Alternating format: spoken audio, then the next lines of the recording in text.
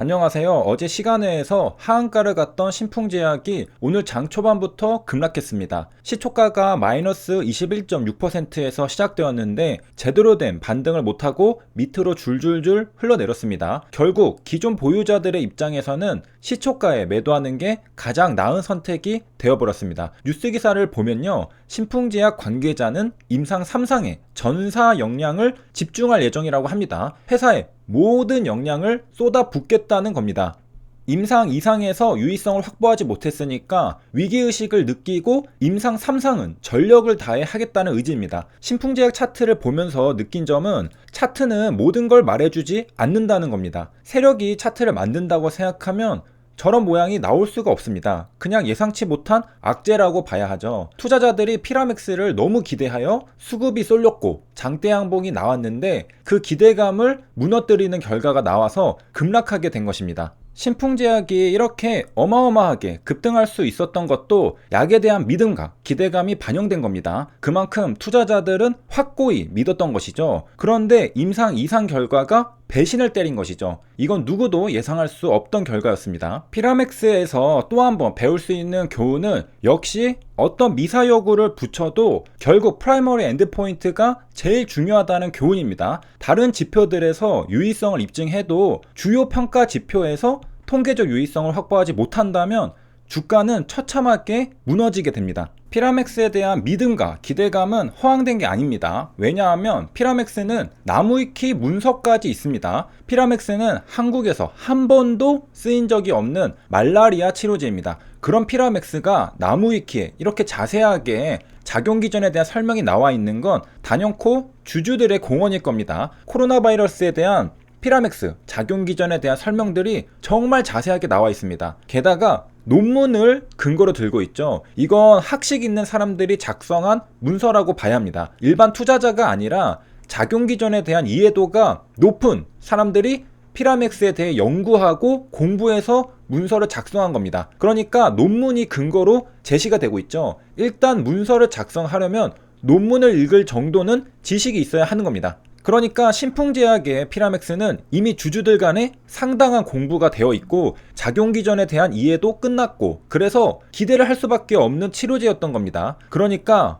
허황된 믿음이 아니라 논문에 근거한 탄탄한 믿음이었던 것이죠. 그래서 신풍제약이 주가가 엄청나게 오를 수 있었고 임상 2상 결과 발표 전에도 장대 양봉을 뽑아낼 수 있었던 겁니다. 왜? 주주들이 믿으니까. 그리고 그 믿음은 논문에 근거한 과학적인 믿음이니까 말이죠. 그런데 그런 탄탄한 근거 속에서 임상 2상 결과가 배신을 때려버렸던 것이죠. 그래서 예상치 못하게 주가가 급락했던 겁니다. 기대했는데 전혀 반대의 결과가 나온다?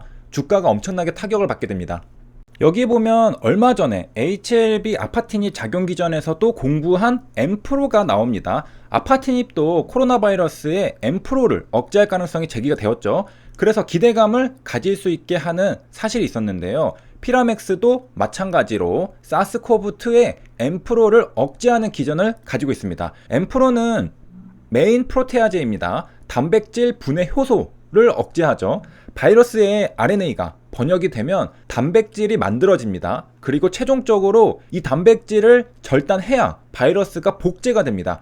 그런데 이 절단하는 역할을 하는 프로테아제를 억제하면 단백질을 절단해서 복제를 마무리하지 못하니까 결국 바이러스를 억제하게 되는 겁니다. 피라맥스의 엠프로 논문을 보면요, 사스코브2는 먼저 베타 코로나 바이러스라고 합니다. 베타가 있으면 알파도 있는 건가요? 그래서 좀 더 찾아보니 코로나 바이러스는 4가지 종류가 있다고 합니다. 각각 알파, 베타, 감마, 델타입니다. 이 중에서 알파와 베타는 사람과 동물에게 감염을 일으킬 수 있습니다. 우리가 신풍제약의 사례를 통해 알 수 있는 사실은 논문을 통해 엠프로를 억제하는 작용 기전이 있다는 걸 알 수 있지만 이러한 사실이 임상의 성공까지 이어지지는 않을 수 있다는 사실입니다. 그러니까 인비트로 연구도 아주 작은 희망의 빛을 볼 수 있구나 정도로 생각해야 하고요. 동물 실험은 그보다는 조금 더 가능성이 있구나 생각해야 합니다. 인비트로나 전임상에서 굉장한 기대감을 가지고 마치 약이 성공할 것처럼 생각해서는 이렇게 뒤통수를 맞는 결과를 마주하게 될 수도 있다는 겁니다. 항상 보수적으로 생각해야 합니다. 임상 이상에서 결과는 정해진 미래가 아닙니다. 어떤 결과가 나올지는 실제로 결과가 나와봐야 아는 겁니다. 아무리 작용 기전들이 훌륭하게 밝혀져 있다고 하더라도 임상 시험의 결과는 다르게 나올 수 있다는 것이죠. 그만큼 실험실 연구 결과와 실제로 사람에게 투여하는 임상시험의 결과는 기대치와는 다를 수 있다는 겁니다. 왜? 통제된 임상시험이라 하더라도 사람의 몸 안에서 약이 어떻게 작용할지는 알 수가 없기 때문이죠. 임상시험도 변수가 상당한 겁니다.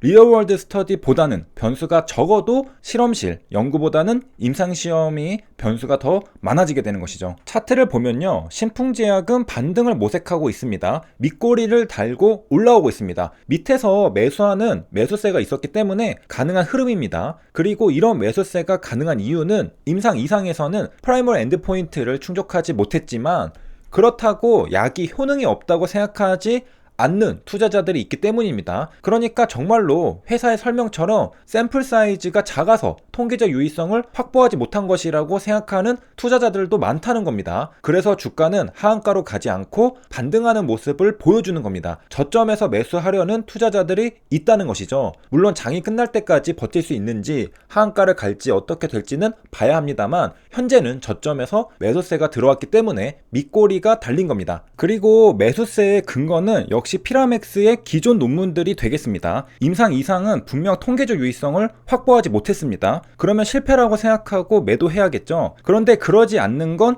다른 사실들을 토대로 진짜 실패가 아닐 수도 있다는 판단을 하기 때문입니다. 그리고 그런 판단은 당연히 가장 과학적인 사실에 기반을 둬야 합니다. 바로 논문이죠. 논문들을 통해 공부가 된 투자자는 피라맥스가 이렇게 허무하게 실패할 리가 없다. 작용 계전들과 여러 가지 논문들을 살펴봤을 때 정말로 샘플 사이즈의 문제일 수도 있다는 것이죠. 그리고 실제로 임상 이상의 세부적인 결과들에서는 효능을 보이는 걸 관찰할 수도 있었습니다. 분봉을 보면요, 장 초반에 21.6%에서 시작해서 음봉으로 떨어졌다가 다음 캔들에서 곧장 반등하는데 역시 다시 밀리기 시작했습니다. 이러면 단기간에 반등하기는 힘들게 됩니다. 그래서 옆으로 기는 차트가 만들어집니다. 횡보하는 차트가 만들어지죠. 누군가는 계속 꾸준히 매도하고 있고 누군가는 계속 꾸준히 매수하는 횡보 차트죠. 그런데 이미 추세는 하락 추세가 만들어졌는데 쉽게 반등하지 못하면 추세를 이어가게 됩니다. 그래서 음봉으로 한 번 더 떨어지게 됩니다. 한 계단 아래로 레벨 다운 됩니다. 그리고 계속 한 계단씩 내려오게 되죠. 왜냐하면 제대로 반등하는 매수세가 들어오지 않았기 때문에 추세가 계속 이어졌던 겁니다. 그러다가 9시 41분에 최저점을 찍고 밑꼬리가 달리는 캔들이 만들어집니다. 반전의 신호가 될 수 있죠. 그리고 다음 캔들에서도 그 아래로 더 내려가지 않고 버티는 모습입니다. 좀 더 확대해서 보면 좌측에 이런 캔들 모습인데요. 9시 41분에 저점을 찍고 다시 반등을 하기 시작합니다.